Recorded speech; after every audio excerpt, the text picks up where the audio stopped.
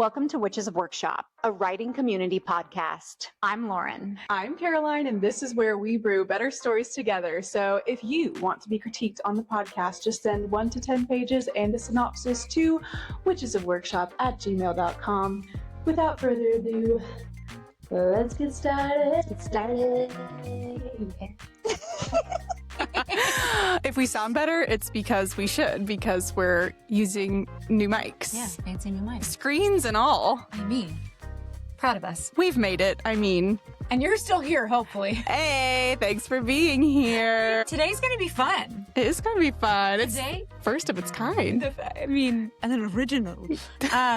So we're going to do a live critique. Somebody sent in some pages. Our first anonymous critique, because we'll always keep you anonymous if you send in your pages. So we don't know this person. Yeah. They're not here to defend themselves. So we just get to. And I believe in their email, they said that they had tough skin and they could handle it. So Okay, cool, great. Because you know us, we never have opinions, but we do. Oh, also, y'all, before we get into our critique, we got to talk about the brick. The brick. The yellow brick road. Follow the yellow brick road. Or in this case, follow that magnetic gray brick road that hangs on your fridge. Because we talk about our brick endlessly because it helps us be more productive writers, more present people. I recently hit my 500 minutes maybe of being bricked. It was 500 something. Oh, that's exciting. I thought you were about to say 500 hours. I was like, that is very impressive. Well, depending on what you're bricked out of, maybe. You know, like which apps you lock yourself out of. I only use mine for social media. I was talking to a friend who was like, I just get so nervous that what if a school calls? I'm like, no. I'm not that serious because I need to be able to answer, the phone or text. Right. But that also is not what hinders me. The text is not the reason that I'm... Yes, it's the doom scrolling. It's the doom scroll. It's the TikTok. It's the Instagram. Mm-hmm. We love the Brick, and Brick super kindly gave us a little discount code for y'all. So you can brick yourself out and do more writing. We'll put the link in the little show notes thing, and it's on our link tree on our socials. It's WOW10 to save 10%. WOW10. Yeah. Oh my gosh. That was so good. Thank you. Writing jingles in my next life. Hire me someone. Diet Coke, whatever. Mr. Jim. Did you see the chick who wrote the thing and then got paid $2 million? I love that so much. Good for her for getting paid. Same. I know. They could have just scalped that but which I would not put it past. I know. I don't even remember who the brand was, but it was a big one. I feel like it was Coke or Pepsi or something. Yes, that's okay, I promise we'll get back to it in a second, but she is one of my favorite creators, and then my other favorite creator is this woman who started a series where she started freestyle rapping every day until she could quit her job as a scientist because she was tired of being a scientist and wanted to be a rapper. And she posted the other day that after 80 days of freestyle rapping or whatever, and she got visibly, progressively better, okay? She was dropping some bars. She got to quit her job. Okay, I take umbrage with this.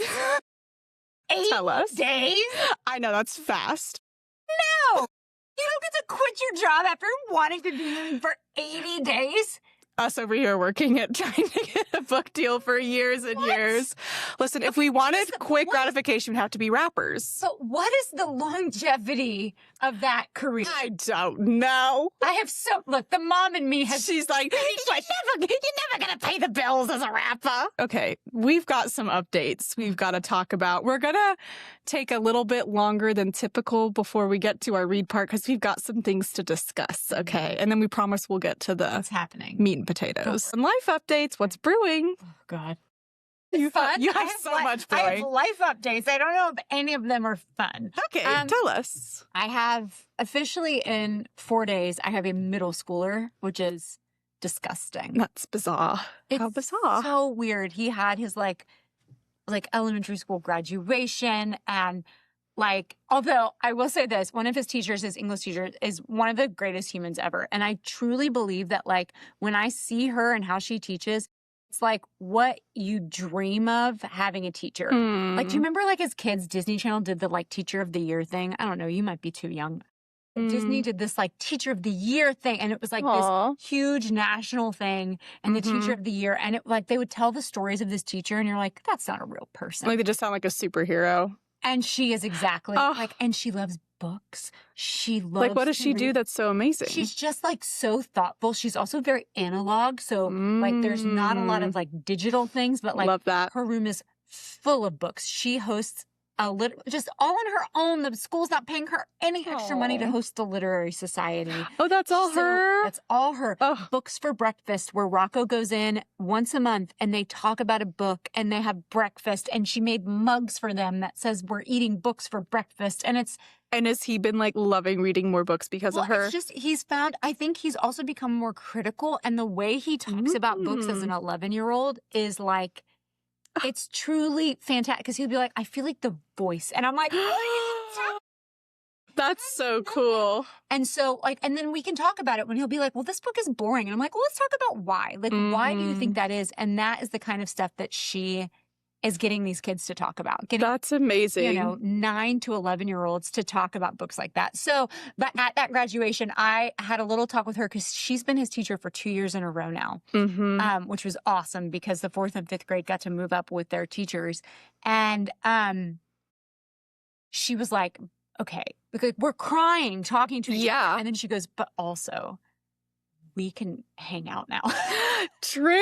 So she was like, so when are we getting coffee and talking about grown-up books? And I was like, when's she coming on the pod? Should have. She would be an amazing podcast. Is her last name Witherspoon? It is. Oh my gosh, even First more name, though? incredible. Wait for it. What do you think?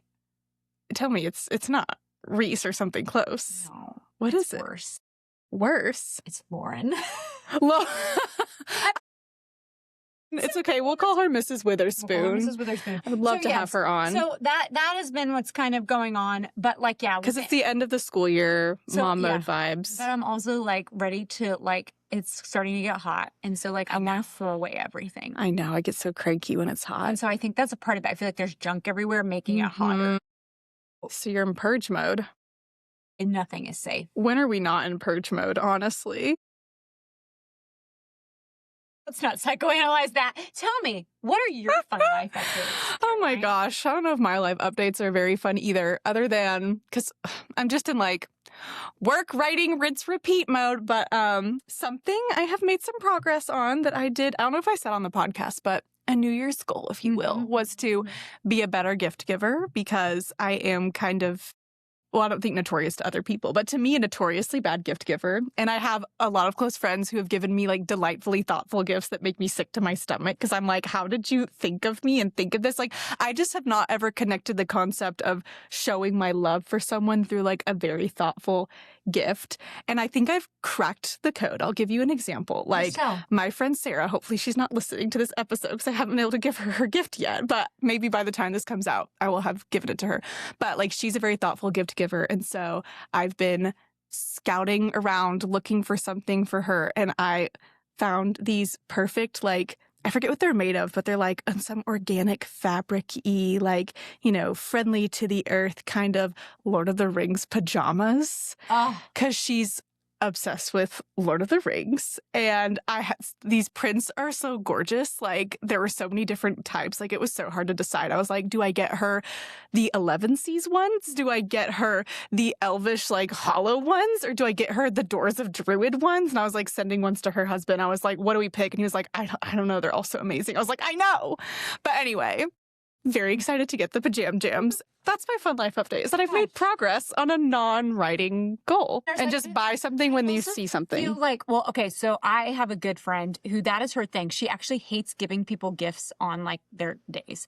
So, but she loves a thoughtful random gift. And so I've tried to like also like pick up when people say something, and I'll like, me too, like try to be like, you know what? I should just buy this right now and not wait until the day, because I will forget. Yeah. You either have to buy it right then or like keep a list in your phone of like, so-and-so said they want this, which like I've started doing for people so that when it comes around, but like it was really that simple after all this time, but I would just like panic and wait till the last minute, and then it's not thoughtful and like, it's whatever. But That's so great for us. Okay, now we're going to get to, what did we call this section? I believe I had a really funny name. Something about spiraling. Well, you know, we're always spiraling. This is a safe space here. Yeah, to spiral. And, you know, sometimes you need a good just meander down the rabbit hole. And we both experienced that. Yeah, I think we're coming out of our spiral, so it's I'm like, okay, I'll speak for myself. So maybe it's a little easier to talk about it now than during the spiral. Yes, like I'm not actively crying, you know, in the closet at work, you know. Right. So it's fine. Yeah. It's better now. It is. So but for you, are you over the hump? No, I am. But tell us why you've been spiraling. What's going on? This is our writing update. So, you know, I think that I've had this at least once in every book. And this time it happened earlier in the story than normal. Where I've gotten to a chapter that maybe nobody's said something negative about it.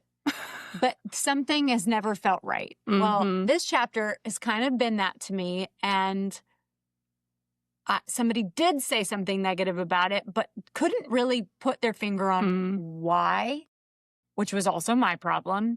And I have now rewritten that scene 12 times, 13 times.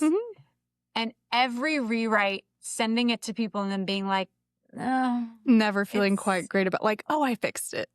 Or thinking maybe this is it. And then sending it and having it go, still not. And so, I mean, my poor Monday night group, you've had to just trudge through this thing so many times. So, but it told me the painful thing of no, this is not it. And okay, it's like the thing where you're just like, I don't even want to do this anymore. Have you ever seen Michael Cera when he's playing Superbad? He's playing his video game and it's really hard. And he's like, because he's Michael Cera, under his breath, he's just like, why do they make it so hard? It's not even fun. Right. You're like, why am I still doing this? This is not even fun. Yeah, this is optional. Well, why am I making myself do it? That's what I always tell myself. I'm like, I'll be spiraling and I'm like, I don't get paid to do this. This is optional.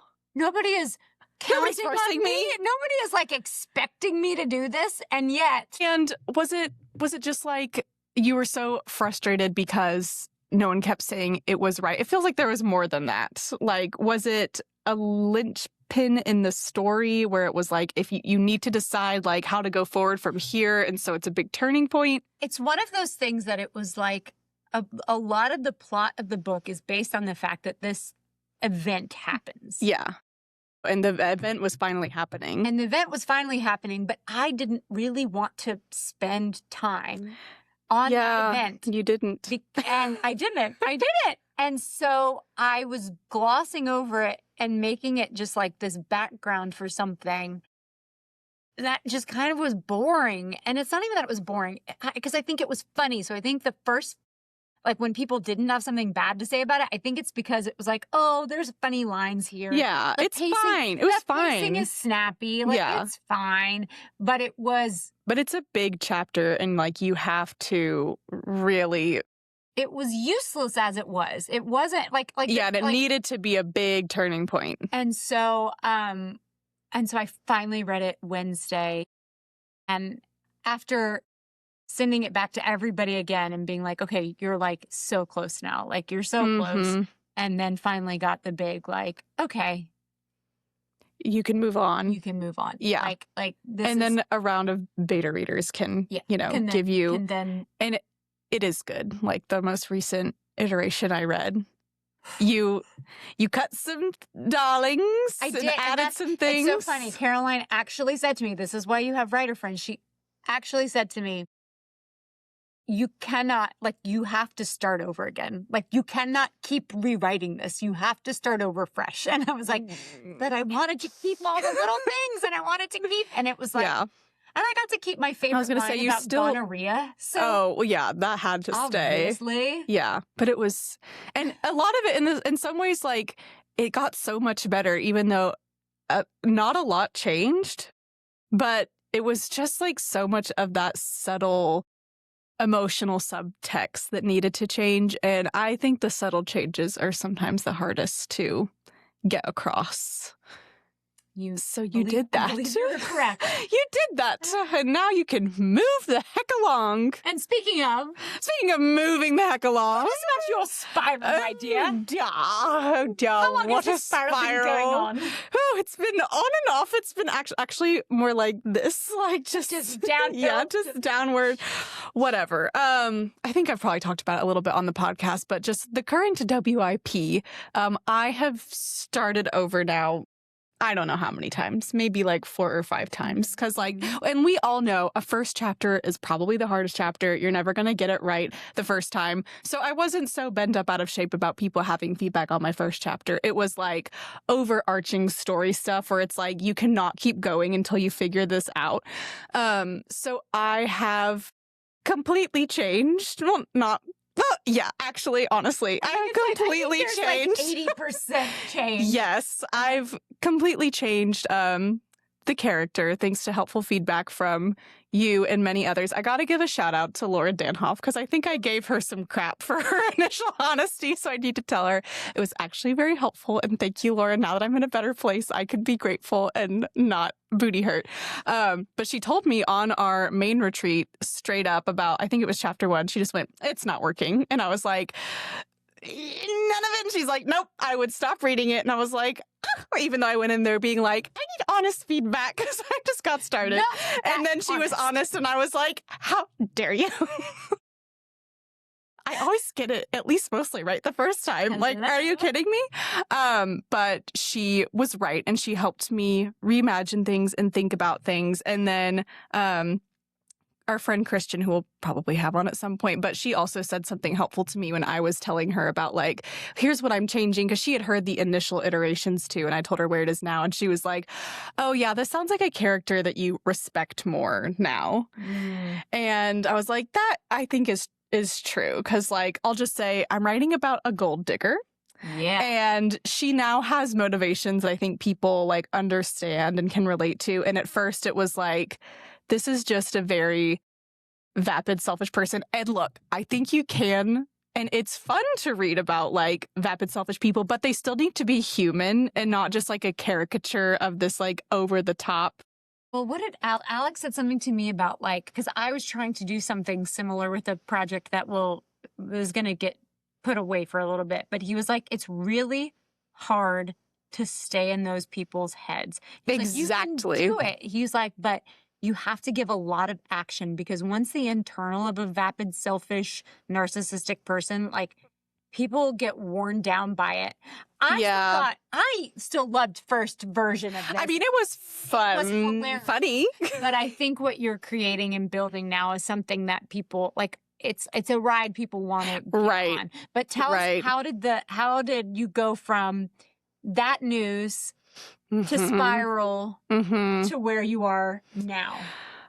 Oh my gosh. I mean, honestly, the podcast is one thing that makes me not just completely give up and quit, because I'm like, well, then what are we going to talk about? Because I went on some walks in Maine where I was like, this is like the second book I've started this year, and neither of them are like, going whatever. But I've just had to realize like, I don't, not in a deprecating way, but I'm just like, I don't know a lot about story. Like, there's just so much I don't know.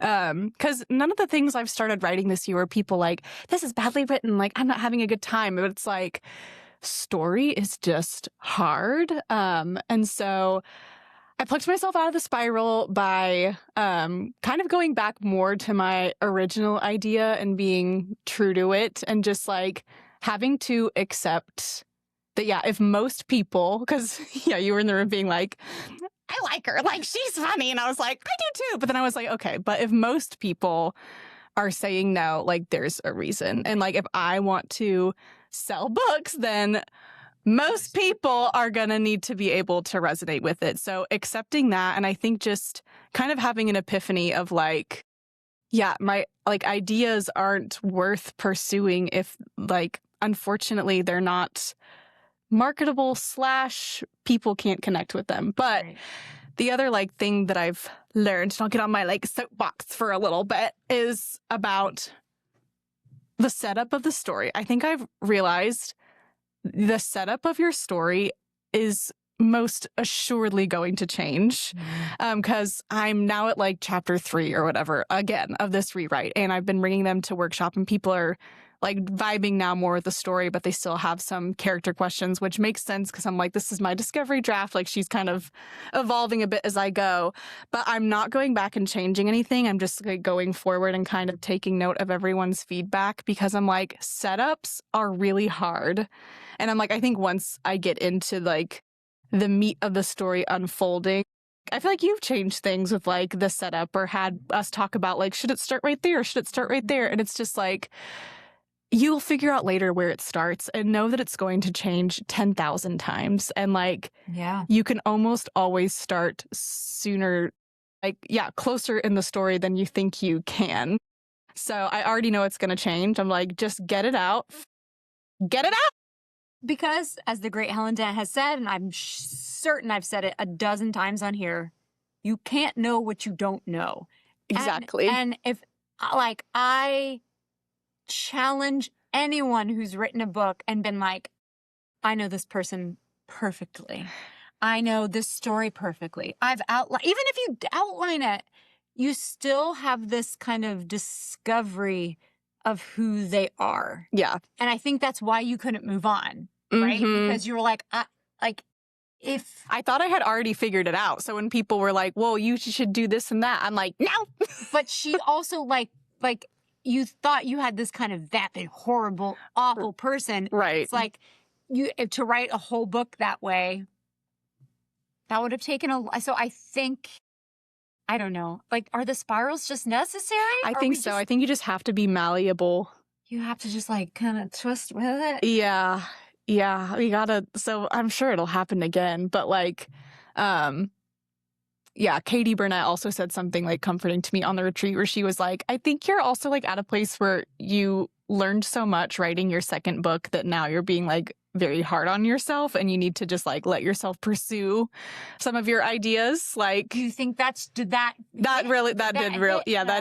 because I just kept being like, well, if it's not perfect on my first try, because with the last book I did get like really positive feedback for most of the time starting off, but it was also in comparison to a first really not so good book. And so now it's kind of flipped, where like, people are like, we know what you are able to do now. You know what I mean? That's a real gut punch. Critique is when people hold you, what you want though, and you need them to hold you to the higher standards that you are capable of. Yes. But it's also like, well, what? I'm not doing anything differently. So I know. And the last time people were like, oh, I didn't know you're capable of this. Like, keep going. And now it's like, okay, now we know like what kind of writer you are. Like, that's the thing. If you figure out what kind of writer you are, then people have expectations, and you have expectations on yourself.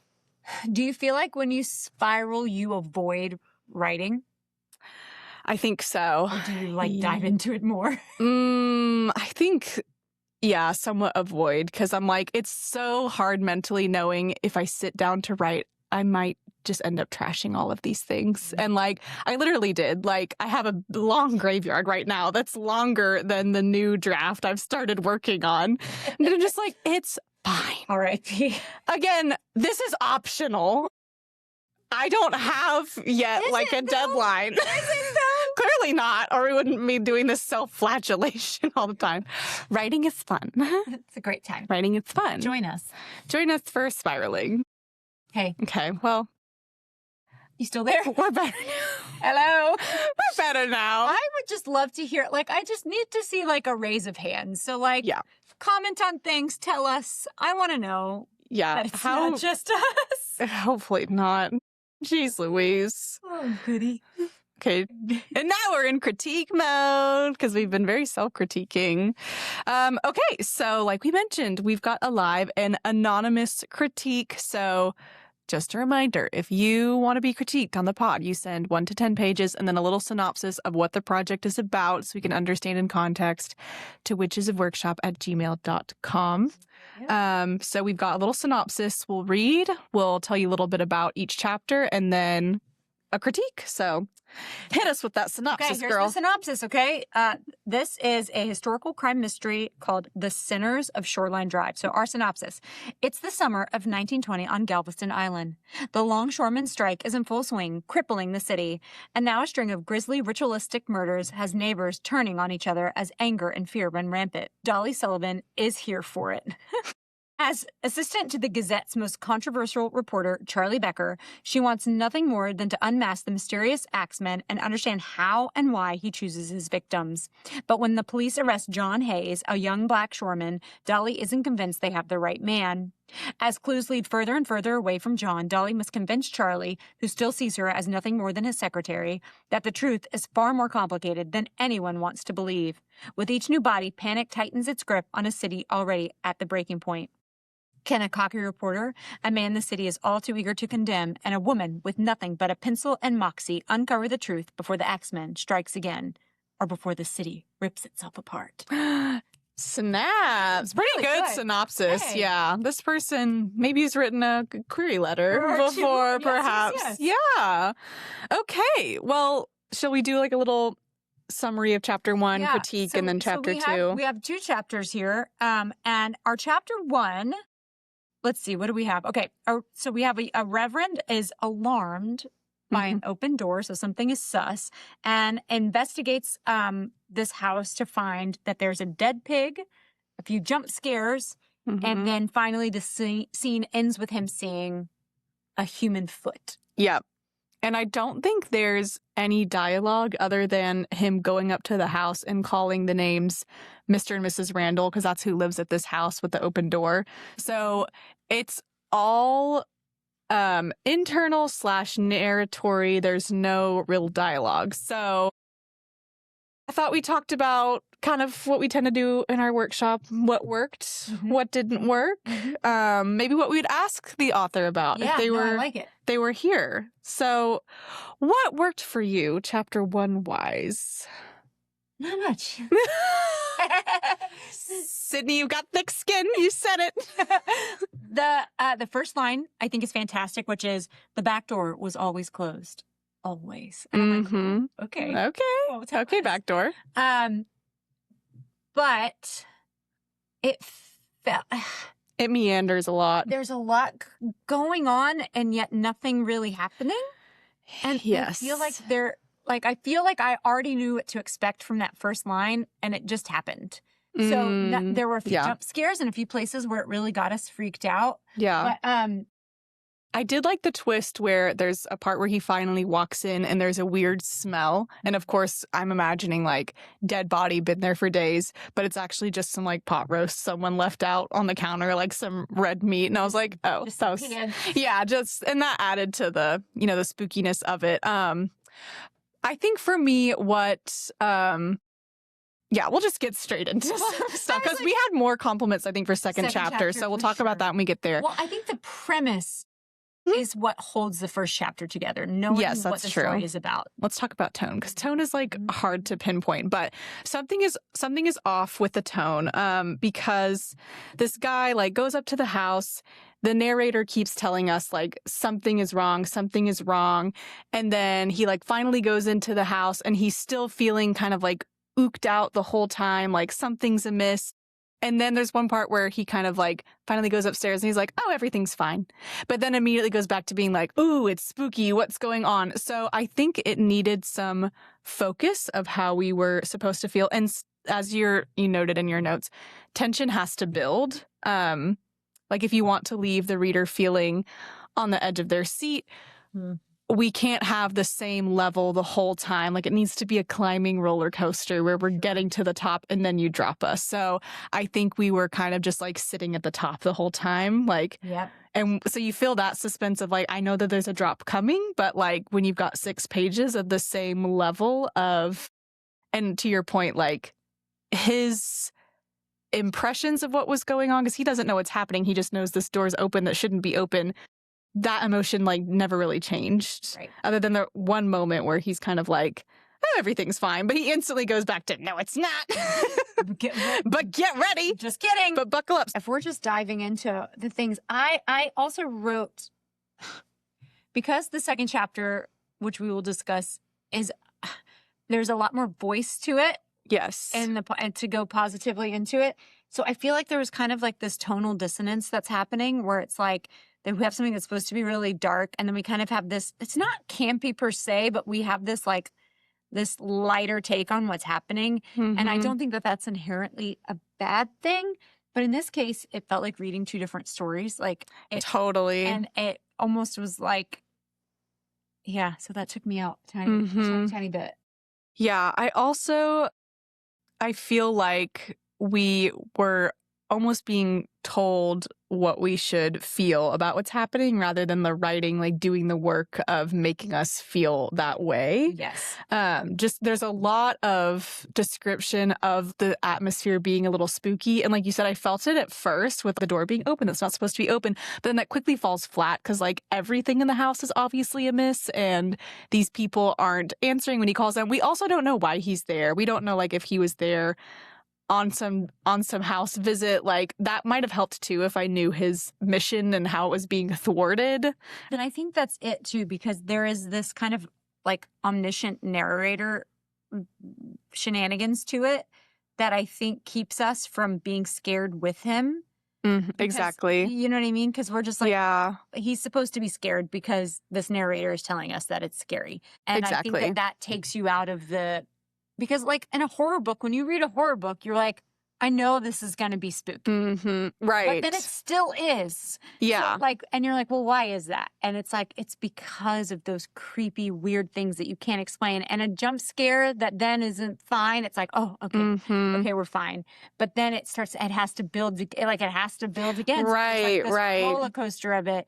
Right. And even like the reveals of something being not what they seem. Oh, it's just, food left out. Yeah. Like, oh. Kind of a letdown. Same with the door. Like, now that I think about it, the way the first line was written was intriguing, but you're right that like with a horror or something spooky, it's not intriguing when they tell you right away, this is scary. It's supposed to start off feeling normal. So I almost wonder like if he had gone to their house and it's like, oh, they're late coming back from tea. And then he starts to notice the creepy crawlies. Yeah. But because that would have let the build happen. But well, because immediately you're like, oh, there's like, I don't know about you, but you know, I was like, oh, so a dead body. Yeah, exactly. Yeah, and yeah. I would have loved, because that's just it. It's like in a rom-com. You know they're going to get together, but when they break up, I want my hands to hurt. I want my chest to hurt. Every time I question, will they get back together? And so I feel like when knowing a body's about to drop, we still want that same anticipation. So I think that's what chapter 1 needed. There were a couple moments of funny characterization that I think had there been more of that, it would have helped too. Like he's this, reverend, like we mentioned, and he's walking through the house and it's just kind of a lot of narration and exposition. And then at one point, I think he thinks about leaving, but then it says, no, God called him to be a servant, not when it was easy, but when it was difficult. So it's like, you could tell he has this sense of obligation, like he's got to keep going. So like, but that was missing in most of the chapter, where I didn't feel like any connection to. So I think it would have been cooler if I knew he was there on a specific duty. Perhaps like it's weekly prayer circle with the Randalls, Right. Yeah. And then this isn't so much in the second chapter, but in the first chapter, and I believe this was the great Larry Inman of Workshop and his fantastic Texas drawl, Southern drawl. He says, I remember getting this note once where he told me, well, Lauren, you wuzzed me to death. And I was like, come again? Pardon, good sir? And he was like, you used the word was 14 times, 15. And of course he counted, and it was probably accurate to former Secret Service agent. And I always thought about that And I still think about that. And when I read a book, and especially when it's literary, I'm like, no, look how. And not that it's a bad thing, because I think sometimes there is no way around it, especially in first person. But I think that is a lot of what took me out. Yeah. Because, okay, that's why I thought maybe I felt so distant from the tension too. Yeah. Because the way it's written too. That was happening. Yeah. And this was happening. And then that feels more like you're just listing things out to me and saying like I don't know, like the air from the air condition blew across whatever, and the smell of the whatever haunting my nostrils instead of just pointing things out. And just the fact that like also like, okay, there's a mirror in the room that he finally finds the body in, and it's got a sheet over it, which ew. Yeah. Super creepy. Creepy. And I'm like, okay, like that is something that if you notice the foyer hallway has a sheet over it, and you go, and then that's where Leslie Lutz would say, well, that's like the uncanny, where it's like uncanny, you realize that something's not right there. Right. But he's still on a mission to find these people. So he's not going to stop. But when he gets back up to the room and, you know, it's quiet, or there's a record spinning in the corner that's like on its final and you're like, and then he realizes that mirror is also covered with a sheet, and it's like, something spooky has happened. Something's off. Something's not right. So I think that in that one case, I don't even typically point it out in workshop, because I think that that's such a picky thing. But I think that in this case, I think it did distance. It stilted a lot of the tension. I think we've about summed up our issues with chapter 1. I did actually like the sentence that chapter 1 finished off of, which was just he goes upstairs and he sees a bedroom, and then it says, poking out from behind it, gray and irrefutable, was a bare foot. I was like, now gray and irrefutable is a hilarious way to describe a foot. Just that pallid. You know, it's been there a hot minute. So I did like the way it ended. I was like, okay. And again, on premise, I'm like, okay. Right. Like, I think that this could be. I'm here for it. But as we discussed earlier, most stories don't tend to start in the right place. And I don't think that this one did, because chapter 2, there's a lot more driving with me for chapter 2. I'm going to read our little what's it. Yes. So we meet Dolly, whose new short haircut has caused alarm with her mother. And then she shows up at work at the Gazette and is sent to an address where her no-nonsense boss tells her about a gruesome murder. Surprise, surprise. It's the same house. Right. So I'm curious what you think, but I would kind of say right off the bat, like, I would open with this chapter, because there's immediately less suspense, because we already got from chapter 1 that something happened to the Randalls, and it didn't tell us anything special or unique. Whereas this chapter, like, even though we don't know who the Randalls are and why we would care about them, we immediately care about Dolly and her weird little boss. And it's obviously more about like the mission she's on than I think who the people are. So I don't think that we needed to spend so much time in their house in chapter 1. For sure. Agreed. Yeah. I think that I wrote down, as far as things that I would like say, a heroine we could root for. For sure. And like, immediately I'm like, yes, let's figure this story out, because Dolly is a little badass. I'm on Dolly's ride. There's great characterization for Dolly. She says of her haircut that one of the benefits was repelling the men who wanted to wed her and turn her into a baby factory before she was even 20. I know who this girl is and like what she does and she doesn't want. So then I'm on the ride with her, and that was just missing with the Reverend. I was like, I don't know. I don't know you. You're a stranger to me. Yeah. And then honestly, I wasn't even sus of him, and I sort of wanted to be suspicious of him too. Overall, I see what she wants. Like, I know that she wants to be taken seriously. I know that she's not. Right. And so immediately I think that there's just something going on. And then even learning about the murders through her boss when she shows up. So she shows up to this, taped off house. Yeah. And he's immediately kind of like, okay, here, let me dictate notes to you. And so from there, we get like some interesting details about like what's going on. She's sassy. I think also one thing I'm realizing about why chapter 2 worked, or this is just like a story thing in general, but sometimes people think something happened in this chapter and then that information needs to get relayed to someone else. And you got to do your darndest to not have the same event on the page again. Like, tell us once. And you need to find a way to make sure someone else knows what happened.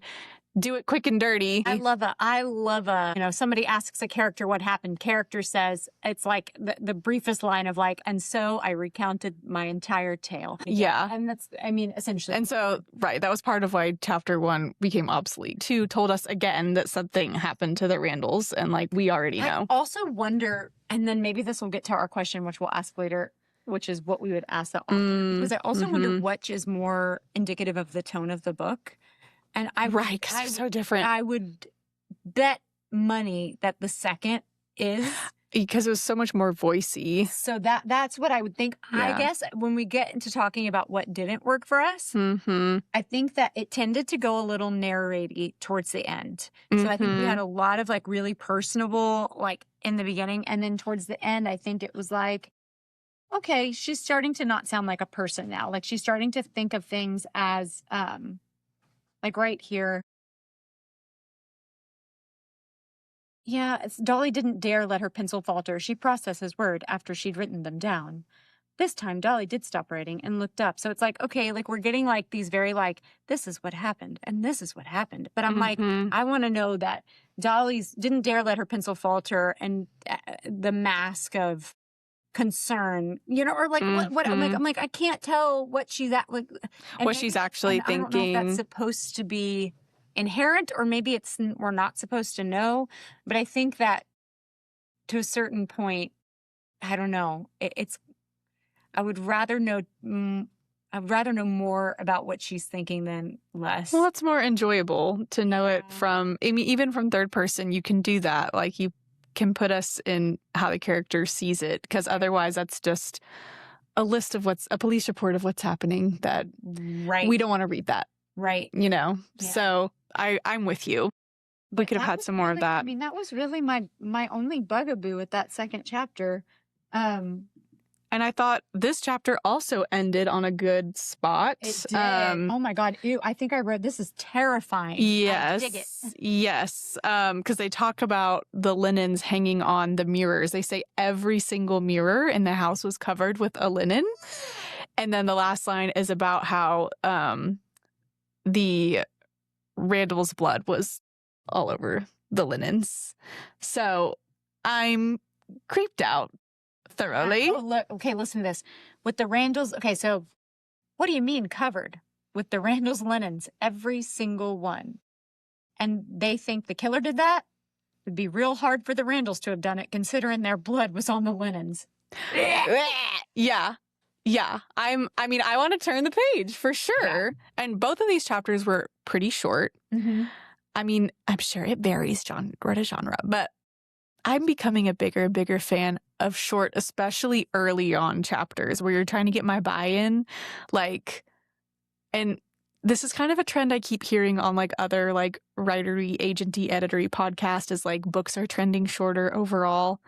I'm trying to make my overall word count and my chapter word count shorter. So I think this person did that. Yeah. And I think especially in a mystery or thriller, I think that it is important because I think it's got to be so snappy and quick. And so, to that point, I think that was definitely successful, because here's the thing. I wouldn't have necessarily stopped reading because I would have gotten that, So we thought we'd discuss, like, if this author were here, what would we ask them? And I think I kind of already said this, but I would just posit to them, like, well, how did I word this? I just want to know from their perspective why in their head they included chapter 1, because it could be that this Reverend character is really important and maybe he does need to be introduced early, but then I would probably pause it like, okay, we're just going to introduce him in a different way then. And maybe maybe you make chapter 2 your chapter 1. Maybe the Reverend's already, or maybe in chapter 3, the Reverend's at the house and he's like all wigged out to tell you about what he just saw.